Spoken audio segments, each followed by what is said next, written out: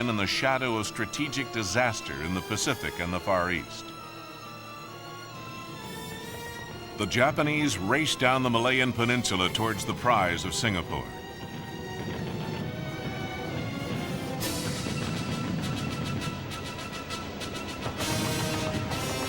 While the British kept to the main roads, the Japanese swarmed through the jungle, outflanking their enemy's main defense lines.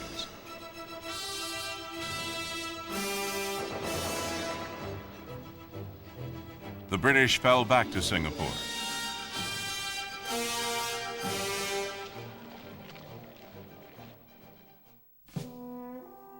They evacuated their women and children.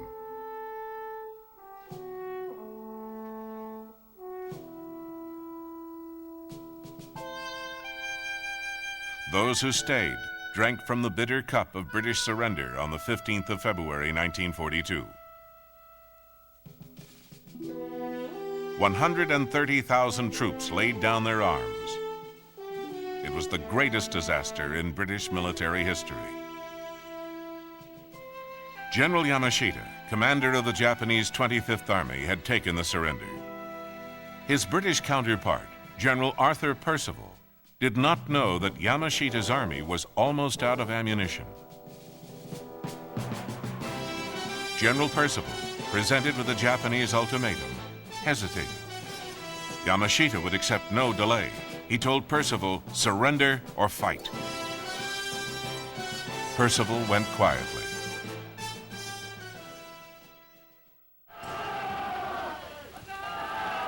In a matter of weeks, the Japanese had shattered the myth of colonial invincibility.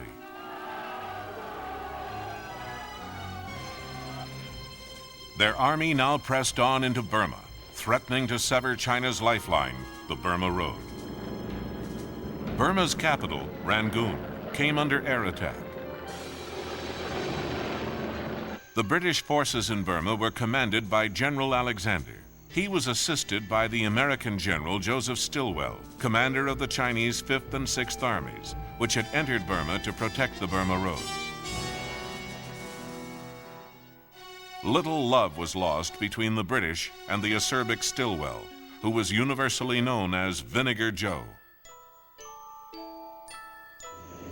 While the crisis in Burma deepened, a gallant holding action was fought by the American Flying Tigers, a volunteer unit serving with the Chinese Army.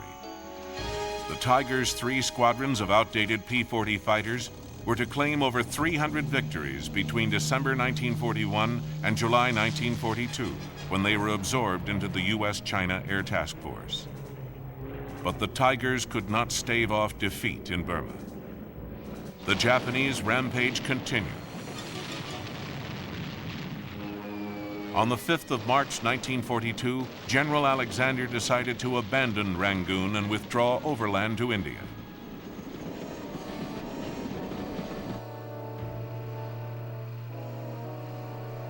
The longest retreat in British military history began on roads clogged with refugees fleeing the Japanese.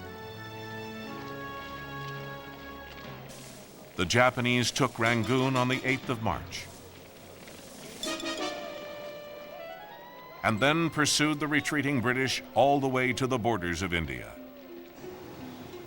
Behind them, the British left a trail of blazing oil fields and wrecked factories.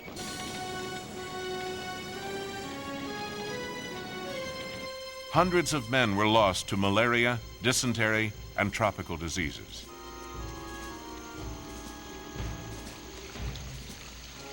Vinegar Joe Stilwell, accompanied by 18 American officers, made the retreat on foot. Stilwell's aide on the retreat was Major Frank D. Merrill, a congenial, bespectacled officer in his late 30s, whose glasses perched on a peeling, sunburnt nose. In the 1930s, Merrill had served in Tokyo as a military attaché. He spoke Japanese and was well grounded in the methods of their army.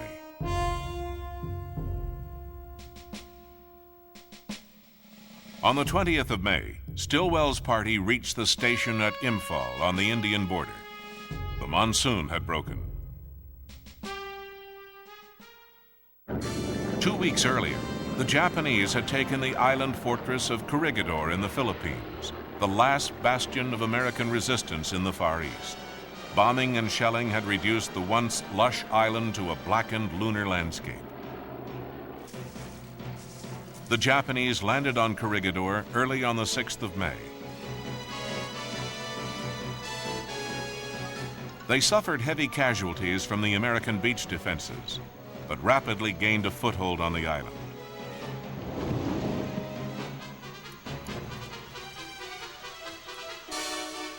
The American commander of Corregidor, General Wainwright, decided to surrender.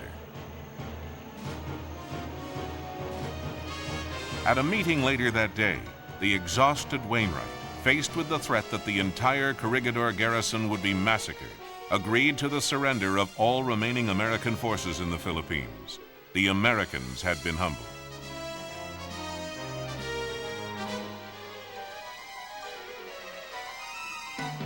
The survivors of the battle for Corregidor experienced a brutal captivity. Admiral Yamamoto had fulfilled the prophecy he had made of 6 months of Japanese victory.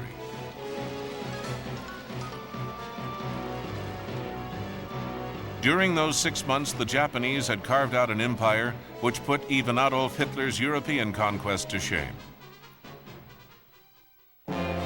In India, Merrill was promoted to the rank of lieutenant colonel and awarded the Distinguished Service Medal for his work during the retreat from Burma. Stilwell was quoted as saying the retreat had been as humiliating as hell. "I think we should find what caused it," he said, "and go back and retake Burma." But this was more easily said than done. Access to China was now only possible by way of airlift over the peaks of the Himalayas. Men, munition, and fuel would have to be flown over what was dubbed the hump. Transport aircraft took off from the base at Chabua in Assam to begin a 550-mile flight, which would take them over the mountains, rising to a height of 20,000 feet.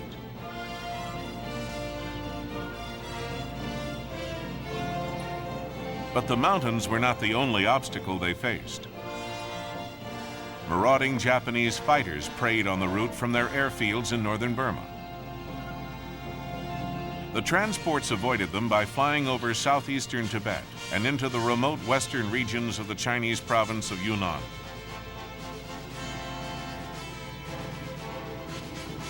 In 1942, the aircraft flying the hump managed to deliver just under 4,000 tons of supplies, a fraction of China's total needs.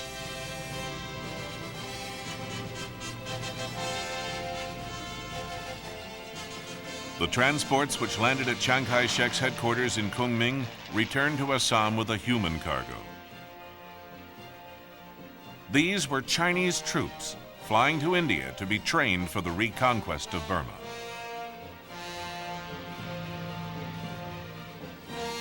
Camps had been established to house a new Chinese army, formed from the survivors of the fall of Burma and the fresh troops flown over the hump.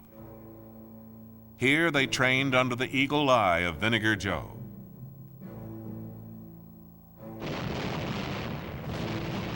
But the country in which they were to fight presented a daunting prospect. War in the jungles of Burma was to be as much a battle against the jungle itself as the enemy. Wide and turbulent rivers presented formidable barriers. Mountainous terrain was overlooked by the highest range in the world, the Himalayas. The land below had a climate of extremes, ranging from intense heat to the driving rain of the monsoon.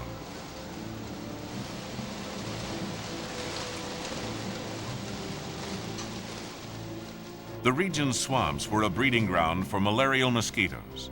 Cholera, beriberi, typhus, and dysentery were common among jungle troops. This was the terrain in which the fight had to be carried back to the Japanese. By the beginning of 1943, the British had formed a long-range penetration force to fight in the jungle behind Japanese lines. Its bearded commander was Brigadier Ord Wingate, a genius to some, a misguided military eccentric to others. The men he led were known as Chindits, which came from the word Chin-Ti, the stone lions that guarded the entrance to Burmese temples. In February 1943, the Chindits, officially the 77th Indian Infantry Brigade, crossed the river Chindwin into Burma. Their mission was to attack Japanese outposts, cut railway lines, and blow up